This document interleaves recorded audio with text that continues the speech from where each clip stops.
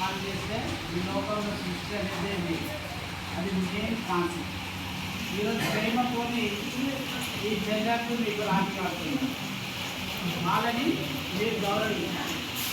అదేవిధంగా కట్టిన అమ్మాయిలు కూడా ఒక అన్నగా భావించి మనసులో కల్మషం లేకుండా రాఖీ కట్టాలి. ఓకేనా? రోజు ప్రతిరోజు పని చేసుకుంటాం. ఏమని భారతదేశము నా భారతదేశం చెప్పింది కదా, అదే ఉండాలి.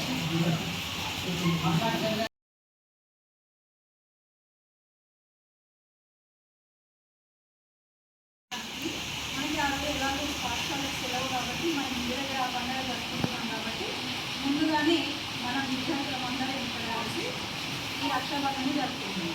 సరే, రక్షాబంధన్ అంటే ఏంటి? సార్ చెప్పాలి. రక్ష అంటే రక్షించడం. ఎవరిని రక్షించడం?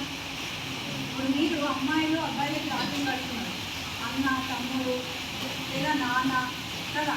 మన ఇంట్లో మనల్ని రక్షించేది ఎవరు? మన తల్లిదండ్రులు, మనకున్న అన్నయ్యలు, తమ్ముడు. అలాగే బయటికి వెళ్ళినప్పుడు ఉపాధ్యాయులు.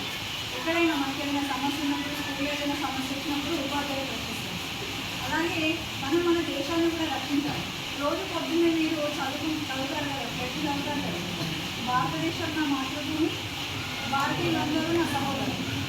ఆ సహోదరత్వాన్ని ఇక్కడ చూపెట్టడానికే